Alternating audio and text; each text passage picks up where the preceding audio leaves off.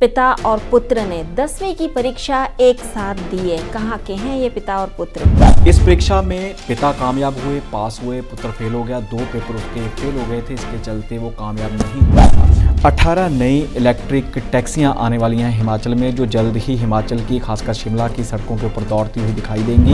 केंद्र सरकार ने साफ कर दिया है कि यह योजना लागू ही रहेगी। जिनके ऊपर केस दर्ज हो चुके हैं, FIR दर्ज हो चुकी हैं, उनको आर्मी में भर्ती होने का मौका नहीं दिया जाएगा।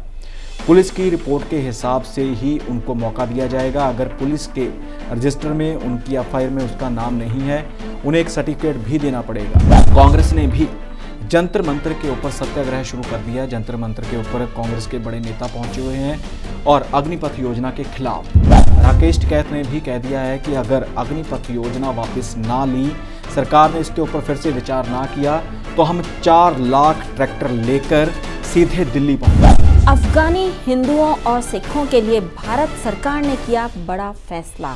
क्या है ये फैसला?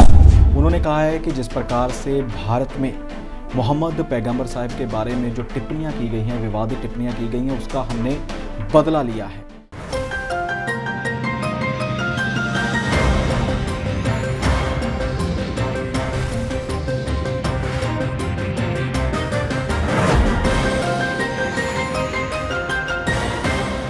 नमस्कार, D5 चैनल हिंदी देख रहे दर्शकों का मैं वंदना स्वागत करती हूँ। प्रोग्राम है खुलासा न्यूज़ का। आज मेरे साथ स्टूडियो में एक बार फिर से मौजूद हैं सीनियर जर्नलिस्ट धर्मेंद्र संधू जी। धर्मेंद्र जी, आपका बहुत बहुत स्वागत है। जी धन्यवाद वंदना जी। धर्मेंद्र जी, अग्निपथ योजना पर केंद्र सरकार का बड़ा फैसला आ गया है। क्या आया है ये फैसला? वंदना जी, अग्निपथ योजना जिसको लेकर पूरे देश में हड़कंप मचा हुआ है, हर जगह पर युवा प्रदर्शन करते हुए नजर आ रहे हैं। इसी के चलते केंद्र सरकार ने साफ कर दिया है कि यह योजना लागू ही रहेगी और जितने भी सशस्त्र बल हैं उनमें इसी योजना के तहत ही भर्ती की जाएगी। आपको बता दें कि पूरे मुल्क में, पूरे देश में युवा प्रदर्शन कर रहे हैं और युवाओं ने आज भारत बंद की कॉल भी दी थी, जिसका कहीं भी असर देखने को नहीं मिल रहा, क्योंकि जिस प्रकार से कॉल दी गई थी उसी प्रकार से ही पुलिस प्रशासन भी पूरी तरह से सतर्क हो चुका था। धारा 144 लगा दी गई थी। इसके अलावा इंटरनेट सेवाएं बंद कर दी गई थी, तो पुलिस प्रशासन ने भी अपना कार्य शुरू कर दिया था। रेलें बंद कर दी गई थी, बसें भी काफ़ी जो ज़रूरी अनिवार्य रूट नहीं थे उनके ऊपर बंद की गई हैं। तो इसी के चलते कल तीनों सेनाओं के जो प्रमुख थे उन्होंने रक्षा मंत्री राजनाथ सिंह के साथ मुलाकात की थी। इसके ऊपर चर्चा हुई। चर्चा के बाद तीनों सेनाओं के जो प्रमुख हैं उन्होंने प्रेस कॉन्फ्रेंस की और उसमें कहा कि ये योजना लागू रहेगी और अब आर्मी में, भारतीय सेना में भर्ती इसी योजना के तहत की जाएगी और साथ ही इसके लिए नोटिफिकेशन भी जारी किया जाएगा।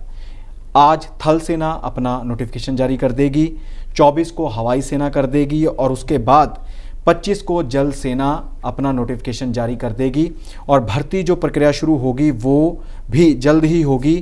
अगस्त, सितंबर और अक्टूबर में एक जो भर्ती प्रक्रिया वो शुरू कर दी जाएगी और साथ ही जो युवा हड़कंप मचा रहे हैं उनके बारे में भी बड़ी खबर है कि उनके ऊपर भी अब कार्रवाई होगी। कारण यह है कि जिस प्रकार से जिनके ऊपर केस दर्ज हो चुके हैं, FIR दर्ज हो चुकी हैं, उनको आर्मी में भर्ती होने का मौका नहीं दिया जाएगा। पुलिस की रिपोर्ट के हिसाब से ही उनको मौका दिया जाएगा। अगर पुलिस के रजिस्टर में उनकी FIR में उसका नाम नहीं है, उन्हें एक सर्टिफिकेट भी देना पड़ेगा कि हमारा इससे कोई लेन देन नहीं था, तो इसी के चलते वो भर्ती हो सकते हैं, नहीं तो भर्ती होना मुश्किल होगा। और आपको बता दें कि कांग्रेस ने भी जंतर मंतर के ऊपर सत्याग्रह शुरू कर दिया है। जंतर मंतर के ऊपर कांग्रेस के बड़े नेता पहुंचे हुए हैं और अग्निपथ योजना के खिलाफ। वहीं पर जो किसान नेता हैं राकेश टिकैत ने भी कह दिया है कि अगर अग्निपथ योजना वापस ना ली, सरकार ने इसके ऊपर फिर से विचार ना किया, तो हम 4 लाख ट्रैक्टर लेकर सीधे दिल्ली पहुंचेंगे। आपको बता दें कि पहले भी किसान आंदोलन काफ़ी जो था भग चुका था, पूरी तरह से गर्मा चुका था, लेकिन अब फिर से किसानों ने चेतावनी दे दी है सरकार को। अब बात करते हैं हरियाणा के नगर निगम चुनावों की। वहां पर कितने फीसदी वोटिंग हुई है? वंदना जी, नगर निकाय के चुनाव थे जिसमें नगर कौंसिल, नगर निगम, नगर पंचायत के चुनाव थे, जिसके चलते 70% से अधिक मतदान हुआ है। इसके चलते कुछ स्थानों पर छोटी मोटी जो नोकझोंक हुई, थोड़ी बहुत झड़प हुई, लेकिन फिर भी पूरी तरह से शांति रही। और इसका असर देखना जाए था कि अग्निपथ योजना का इसके ऊपर क्या असर पड़ता है, लेकिन फिर भी लोग वोट डालने के लिए अपने घर से बाहर निकले। और वहीं पर एक और बड़ा झटका आम आदमी पार्टी को लगा है। आम आदमी पार्टी के जो उम्मीदवार थे, प्रत्याशी थे, उन्होंने अपना समर्थन एक आज़ाद उम्मीदवार को दे दिया और ऐलान किया कि मैं इसके साथ हूं। यानी कि आम आदमी पार्टी ने उसके ऊपर विश्वास करते हुए उसे टिकट दी थी, लेकिन उसने अपना सारा कुछ ही, अपनी वोटिंग सारा आज़ाद उम्मीदवार के पक्ष में करवा दिया। तो इसी के चलते उस जो भरत सिंह है, भरत सिंह शोकर नाम है उसका, तो उसको आम आदमी पार्टी ने पार्टी से निकाल दिया है, बाहर का रास्ता दिखा दिया है कि हमने आपके ऊपर विश्वास किया था, आपने हमसे सलाह किए बगैर ही संजय सिंह बेनीवाल को अपनी हमायत दी है। हिमाचल में बागवानों के चेहरे खिल उठे हैं, क्या वजह है चेहरे खिल उठने की? वंदना जी, जिस प्रकार से पूरे नॉर्थ में बारिश हो रही है, इसके अलावा जो पूर्वी राज्य हैं उनमें बाढ़ आ चुकी है, काफ़ी नुकसान हुआ है, लोगों के घर टूट चुके हैं, पंजाब में भी काफ़ी नुकसान हुआ है। और अभी भी जो है कहा जा रहा है कि 24 तारीख तक मौसम ऐसा ही बना रहेगा कि 2-3 दिन तक ऐसे ही बादल छाए रहेंगे। कई स्थानों पर आंधी तूफान चल सकता है, बारिश हो सकती है। हिमाचल प्रदेश में 24 तक पूरी तरह से येलो अलर्ट जारी किया गया है। और दूसरी बात, हिमाचल प्रदेश के जो किसान हैं, बागवान हैं, वो सेब की खेती के ऊपर निर्भर करते हैं। तो सेब की खेती करने वाले जो किसान हैं, बागवान हैं, उनके चेहरे खिल उठे हैं। कारण यह है कि बारिश नहीं हुई थी, फरवरी में बारिश हुई थी, फरवरी की बारिश के बाद मई में जाकर बारिश हुई थी, उसके बाद अब काफ़ी लंबे समय के बाद ये बारिश हुई है। और इसका जो बारिश का असर है वो सेब की खेती को काफ़ी प्रभावित करता है। जिस प्रकार से अब सेब की फसल है तो इसने अभी आकार लेना है, अभी इसने रंग लेना है, तो इसी के चलते जो बारिश है वो काफ़ी अहम मानी जा रही है। आकार भी बढ़ेगा इससे सेब का, और जो रंग है वो पूरी तरह से नेचुरली आएगा। और जो पिछले साल का आंकड़ा है उसके मुताबिक 3.43 करोड़ तक पेटी थी सेब की जिसका उत्पादन किया गया था। और इस बार बागवानी विभाग ने जो आंकड़े निकाले हैं, जो उम्मीद जताई जा रही है वो ये है कि 3.46 करोड़ पेटी उत्पादन होने की संभावना है। अफगानी हिंदुओं और सिखों के लिए भारत सरकार ने किया बड़ा फैसला, क्या है ये फैसला? वंदना जी, बीते दिनों ही काबुल के गुरुद्वारा साहिब के ऊपर अटैक हुआ था, हमला हुआ था, और अब इस हमले की जिम्मेदारी भी इस्लामिक स्टेट ने ली है, जो आतंकी संगठन है। उन्होंने कहा है कि जिस प्रकार से भारत में मोहम्मद पैगंबर साहिब के बारे में जो टिप्पणियां की गई हैं, विवादित टिप्पणियां की गई हैं, उसका हमने बदला लिया है। तो इसी के चलते हमला किया गया, ग्रेनेड से हमला किया गया, फायरिंग की गई, जिसमें 7 लोग घायल हुए थे और 2 व्यक्तियों की मौत हुई थी, जिसमें से एक अफगान सिख भी था। और साथ ही काफ़ी लोग घायल होने के साथ साथ 3 जो आतंकवादी थे उनको भी तालिबान सेना ने ढेर कर दिया था। और भारत सरकार के जितने भी नेता थे उन्होंने भारत सरकार से अपील की थी कि अफगानिस्तान में रहने वाले हिंदुओं व सिखों को वहाँ से निकाला जाए।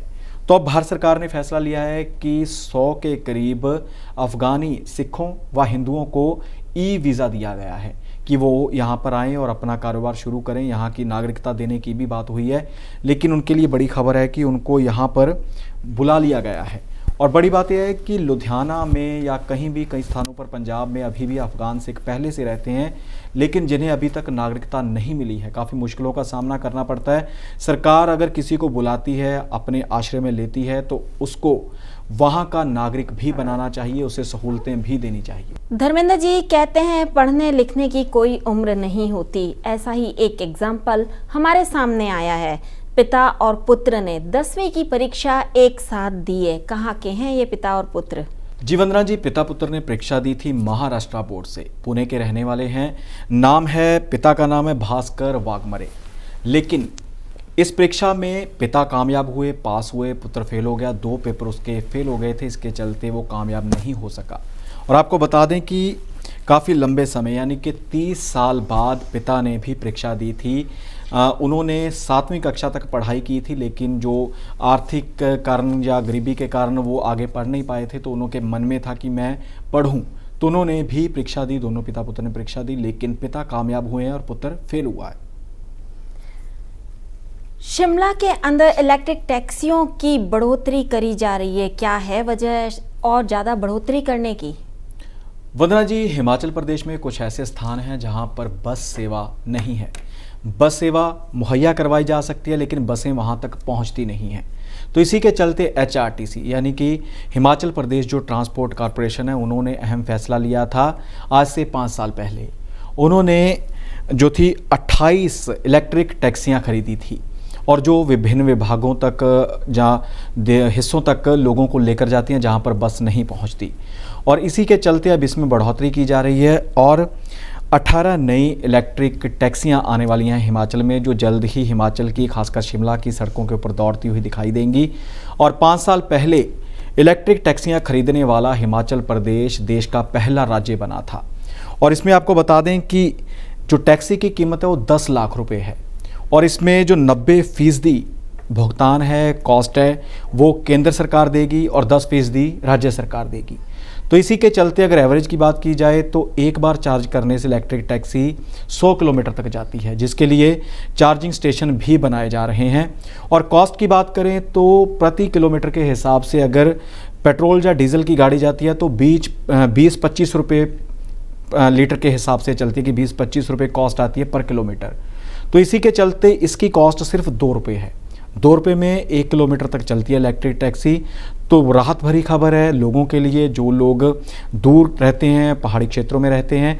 लेकिन इसका फ़ायदा भी है कि प्रदूषण नहीं होगा, प्रदूषण से मुक्ति मिलेगी। इलेक्ट्रिक जो है उससे प्रदूषण कम होता है। धर्मेंद्र जी, विभिन्न खबरों पर अपना प्रतिक्रम देने के लिए आपका बहुत बहुत धन्यवाद। जी धन्यवाद वंदना जी।